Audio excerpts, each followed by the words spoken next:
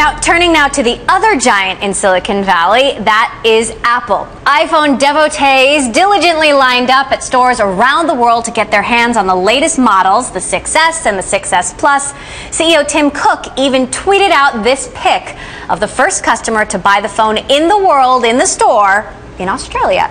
But will 3D touch, a better camera, a new rose gold color help Apple have another record-setting weekend? Joining me now from Santa Barbara, California, Ron Johnson, CEO of Enjoy and former head of retail for Apple. And with us from Ann Arbor, Michigan, Mark Gurman, senior editor of 9to5mac.com. Breaking a lot of Apple stories these days, Mark is. And guys, I actually have my new iPhone 6S in rose gold, which anecdotally seems to be the most popular color.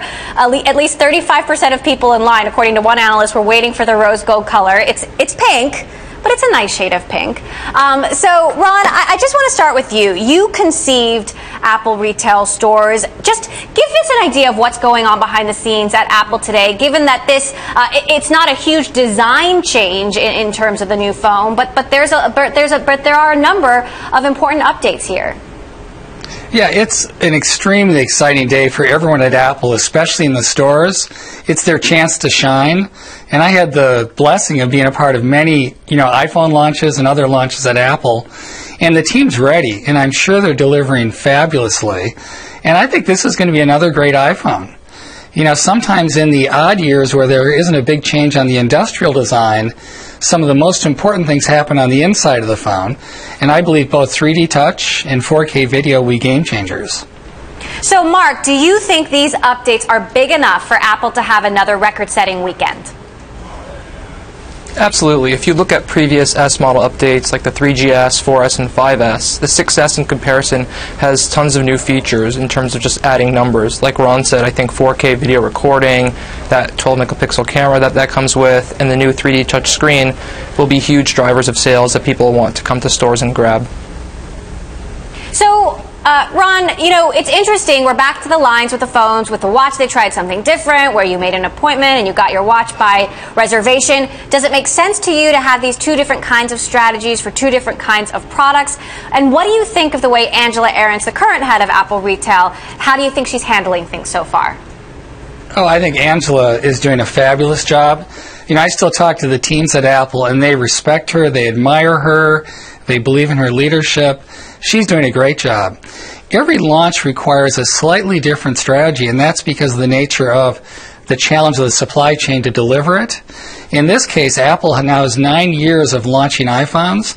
They've got enough quantity that they can have both an ability for someone to reserve a reservation to get an iPhone, but just to show up like you might have done and get a rose gold phone on day one.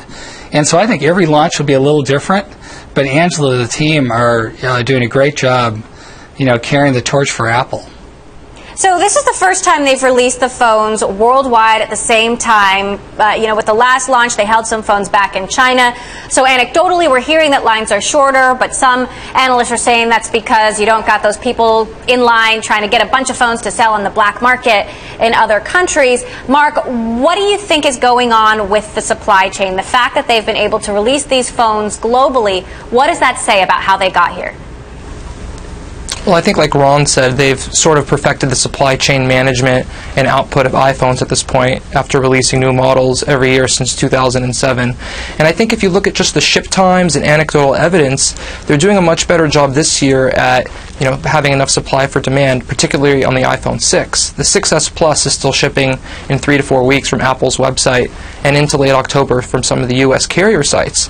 But the iPhone 6 is almost readily available. I know a family member actually ordered a 6S from Verizon's website yesterday, and it's being delivered today. And that's pretty quick and not something that you would have seen in the last few years. Now, Ron, you know better than anybody what the real story is with Apple's supply chain, but there's always been this suspicion that Apple holds back supply to create demand and create this sort of frenzy around these new product launches. Is that true? I don't believe it's true. Apple makes as many as they can with the focus on delivering the quality they need to. And it's just been the case for the past few years that demand has far outstripped their ability to supply. But the goal is always to get as many of the new products into customers' hands as quickly as possible.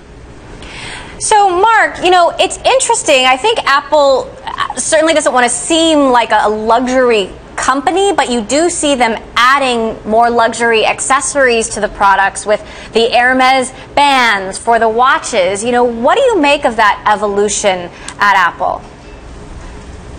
I think they want to appeal to everyone. They certainly want to appeal to the high end, but they also want to be in reach. And I think something very important about this year's iPhone launch is that they've actually reduced the prices of the older iPhone 6 and 6 Plus from 2014 by $100 a piece. And I think that's going to spur a lot of sales of those phones, which are still very popular in many parts of the world.